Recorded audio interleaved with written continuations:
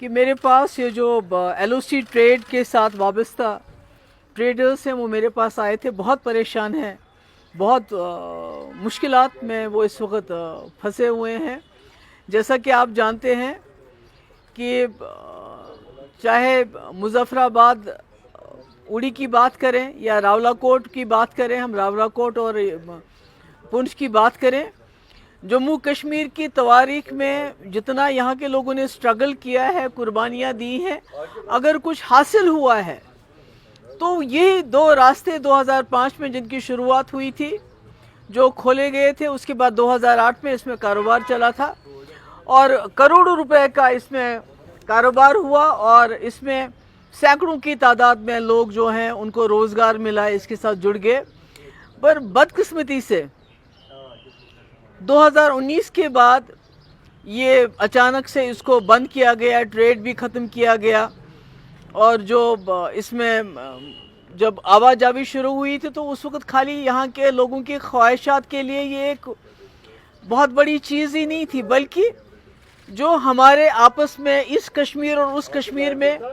ایک دوسرے کو لے کے کچھ شک و شبہات بھی ہیں، وہ بھی دور ہو گئے تھے۔ مگر یہ جب سے راستہ بند ہو گیا ہے، ٹریڈ بند ہو گیا ہے،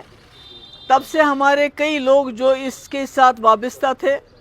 وہ بے روزگار ہو گئے ہیں۔ اور اب آفت یہ ہے کہ آپ کو یاد ہوگا یہ ٹریڈ جو ہے اس میں یہ بارٹر سسٹم تھا، اور اس میں جو ہے کوئی فری تھا، اٹ واز فری ٹریڈ، اس میں کوئی وہ ٹیکس کی گنجائش نہیں لگائی گئی تھی اس وقت، اور بارٹر سسٹم تھا، یہاں سے ایک چیز جاتی تھی، وہاں سے ایک چیز آتی تھی۔ تو اس کو اچانک سے بند کیا، اور آج پچھلے کچھ عرصے سے انکم ٹیکس نے ان لوگوں کے، پہلے تو آپ کو یاد ہے کہ سینکڑوں ریٹس ڈالے گئے، ان کے اوپر چھاپے ڈالے گئے، کوئی الٹے سیدھے الزامات لگا کے، اس کے بعد انکم ٹیکس کی ان کو ابھی نوٹسز آتی ہیں، ان کو بلایا جاتا ہے، انکم ٹیکس دو، GST دو، اور وہ پورے جو بھی ٹریڈ آج تک ہوا ہے، جو 2008 سے لے کے 2019 تک ہوا ہے، اس پہ ٹیکس کی ڈیمانڈ کر رہے ہیں۔ تو آپ مجھے بتائیے، کسی نے 5 کروڑ روپے کا اگر کاروبار کیا ہے تو اس کا GST اور انکم ٹیکس کا جب حساب لگاتے ہیں تو وہ بھی 5 کروڑ بن جاتا، تو کہاں سے لائیں گے یہ لوگ؟ تو بڑے بے بس اور لاچار ہو کے میرے پاس آئے، اور میں نے آج ہوم منسٹر کو اس لیے ایک لیٹر بھی لکھا ہے جس کی کاپی ہم آپ کو ای میل کریں گے۔ میں نے ان کو بتایا ہے کہ جموں کشمیر میں 70 سال میں سب سے بڑا کانفیڈنس بلڈنگ میجر یہ تھا، جس سے جموں کشمیر کے حالات سدھر گئے، بدل گئے، اور واجپئی جی نے اس کا انیشیٹو لیا تھا اور ڈاکٹر منموہن سنگھ کے وقت میں کھلا تھا، اور اس سے دونوں جموں کشمیروں کے آپس میں تعلقات بھی سدھرے تھے، حالات بھی سدھرے تھے، اور ہماری اکانومی میں بھی اس کا اچھا اثر پڑا تھا۔ تو میں نے ان سے گزارش کی ہے، میں نے ہوم منسٹر امت شاہ صاحب سے گزارش کی ہے کہ وہ اس پہ نظر ثانی کریں، اس میں انٹروین کریں، تاکہ یہ لوگ جو اپنا کاروبار کرتے تھے، اس میں کاروبار میں کئی لوگوں کے وہاں جو ہے پیمنٹ ان دا سینس کہ ان کی ٹرانزیکشن کیا رکا ہوا ہے، وہ پیمنٹ جو بھی ملنا تھا وہ نہیں آیا، کئیوں کا یہاں پھنسا ہوا ہے مال، کئیوں کا وہاں پھنسا ہوا، جس کی وجہ سے نقصان ہوا ہے۔ تو میری گزارش ہے امت شاہ جی سے کہ وہ اس میں امیڈیٹلی انٹروین کرے، کیونکہ مجھے خدشہ ہے، مجھے ڈر ہے کہ انکم ٹیکس والے جو ڈپارٹمنٹ ہے جو اس وقت لگے ہوئے ہیں یہاں پر، جس میں بدقسمتی سے ہر چیز کی جاتی ہے جموں کشمیر کے لوگوں کو فردر ڈس ایمپاور کرنے کے لیے، ان کو ڈسپوزس کرنے کے لیے، تو اگر یہ اس میں انٹرونشن نہیں ہوتا ہے تو خدا نہ خواستہ ان لوگوں کی پراپرٹی سیز ہو سکتی ہے، اور جو کوئی بالکل قابل قبول نہیں ہے کہ اگر ایسا اس قسم کے